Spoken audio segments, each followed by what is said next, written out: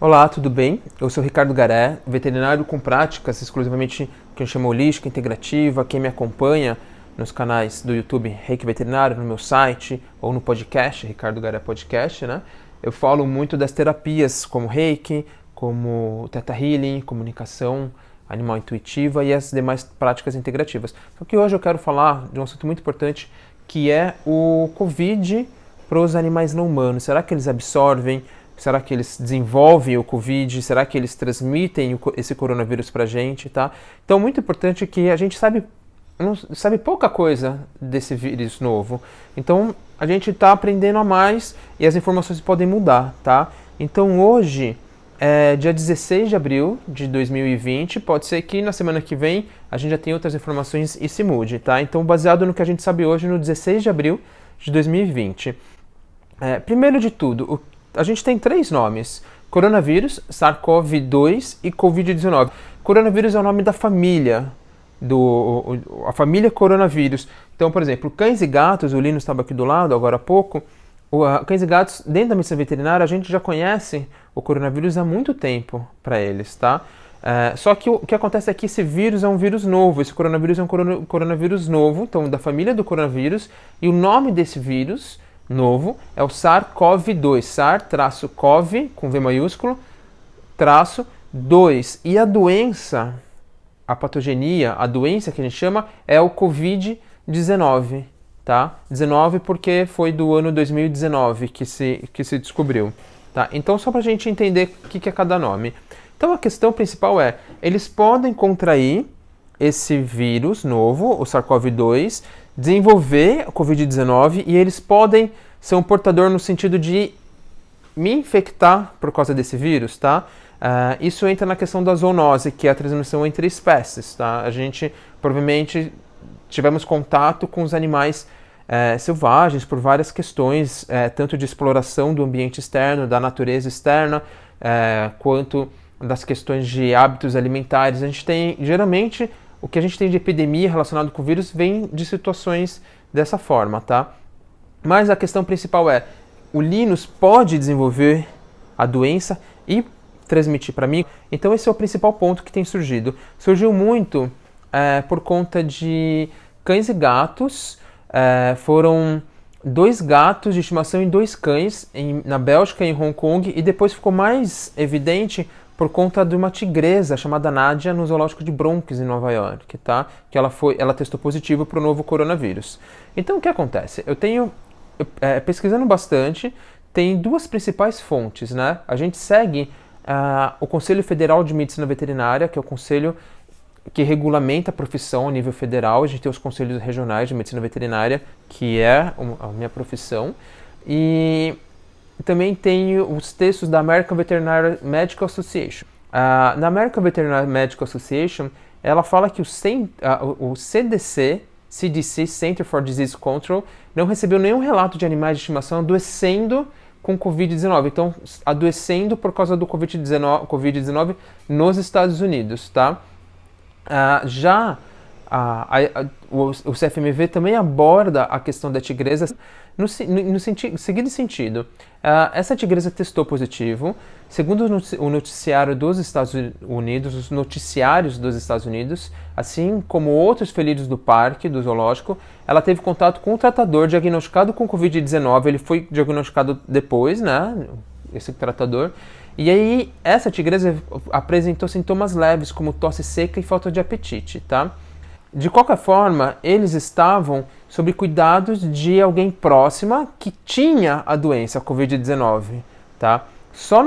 Somente no caso do gato da Bélgica, que houve uma sugestão do animal mostrando sinais clínicos de doença. Então, os outros foi constatado o vírus. Esse na Bélgica tinha sintomas que sugeriam a doença, o Covid-19, porém, outras doenças não foram excluídas, não foi testado para saber se ele tinha outras doenças parecidas, como questões respiratórias, porque os gatos e cachorros eles podem desenvolver outras doenças que têm sintomas parecidos, tá? Então não foi feito um teste para saber se eram sintomas de Covid-19 ou não. Porque o que pode acontecer? Tirando a tigresa que teve sintomas leves e foi descoberto o vírus, descobrir o vírus, o que acontece? Você pode fazer um teste e descobrir a presença do vírus, ou você pode descobrir a presença de anticorpos que combatem o vírus. Tem se falado que os felídeos são mais suscetíveis, mas o que tem de pesquisas que não são conclusivas é que eles se recuperam e não apresentam quadros como nos humanos, tá? Mas o que suspeita-se principalmente suspeita-se é que esses gatos e cachorros, eles tiveram contato, eles foram cuidados pelos tutores que tinham o Covid-19, tá? E aí, da mesma forma que vamos supor que eu tenho o Covid-19, e qualquer coisa que eu manusear, eu posso estar transmitindo o vírus nesse objeto, que a gente chama de fomit, que é o termo técnico, e outra pessoa que não foi interagir com esses objetos, ela pode pegar esse vírus. O mais provável de que tenha acontecido esses tutores que tinham o Covid-19, ao interagirem com os seus cães e gatos, na pelagem, então no pelame, pode ter ficado o vírus. E aí você vai ver se tem vírus ou não, e aí, obviamente, eles tiveram. Claro, mas isso não é sinônimo de que eles desenvolveram a doença, tá? Tirando esses raros que tiveram sintomas respiratórios, mas que até onde a gente sabe não foram descartadas e testadas outras doenças. Então pode ter sido só um sincronismo, né? Eles tiveram alguma questão respiratória, mas também tinham o vírus porque alguém que tinha estava cuidando deles. Então, onde a gente sabe, eles não desenvolvem o Covid-19 e não passam pra gente, tá? Novamente, as informações podem mudar, porque a gente está aprendendo ainda sobre esse vírus novo, tá? Mas o que acontece, então?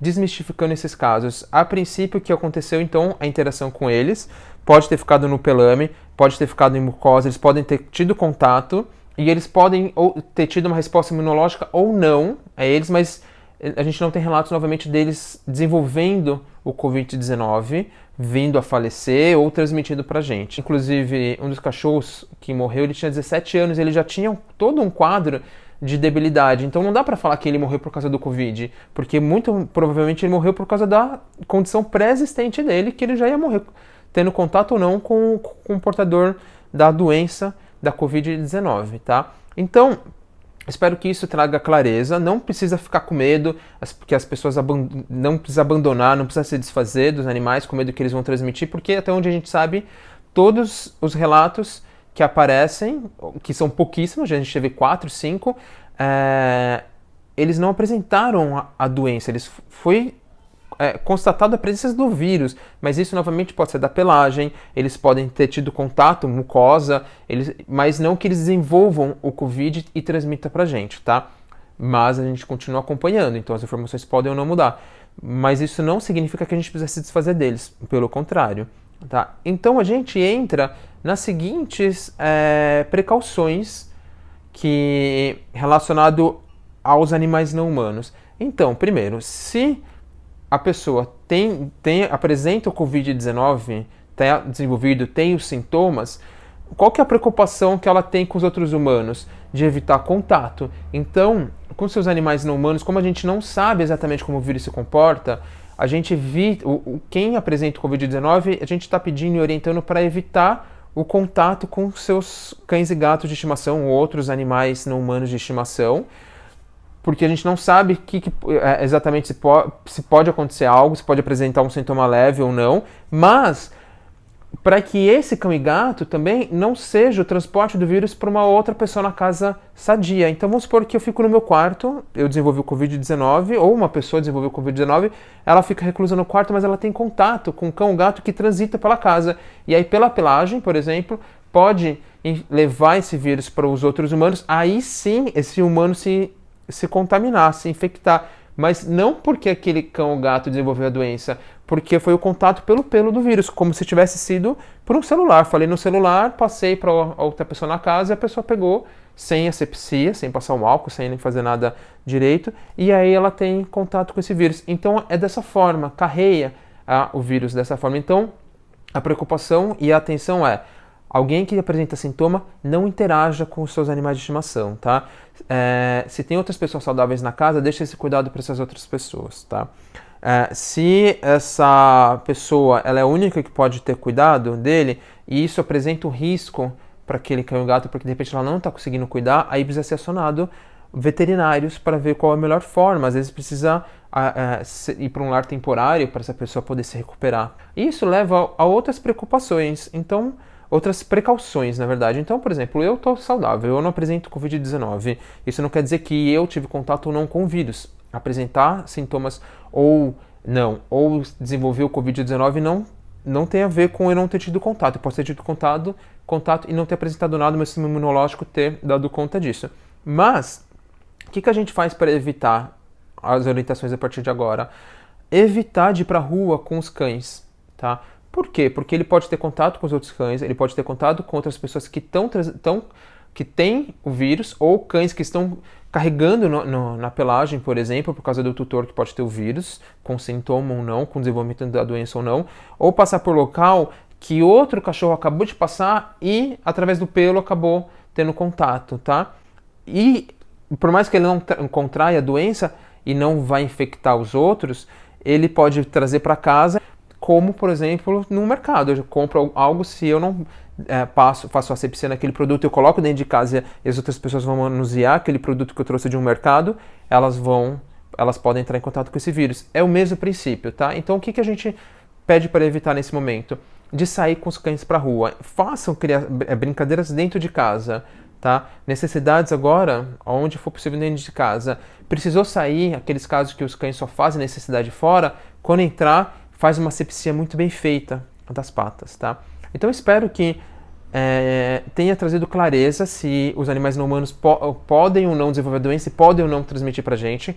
Resumindo, não tem nada que justifique que eles desenvolvam a doença Covid-19, e muito menos que eles passem pra gente, a não ser uma possibilidade de passar, por exemplo, pelo pelo, tá? Como se fosse a gente chama de fômite, como se fosse um meio de transporte do vírus, se eu ter contato com aquilo e colocar na minha boca, no meu nariz, tá? Ou uma área desprotegida, com machucado na minha pele, tá? Então fiquem tranquilos quanto a isso. A gente está acompanhando as informações. Se for preciso, eu vou gravar um novo vídeo ou um novo áudio para atualizar dessa forma, tá? Estou sempre pesquisando. Qualquer dúvida, por favor, escrevam para mim.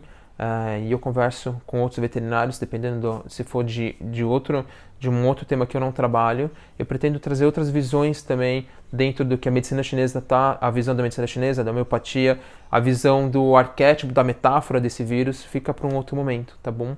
Então um abraço, fiquem tranquilos, façam as medidas preventivas você e sua família, se você conviveu com outras pessoas, as medidas preventivas agora com os nossos animais não humanos de estimação de casa, e fiquem bem. Qualquer dúvida, me escrevam. Um abraço. Tchau.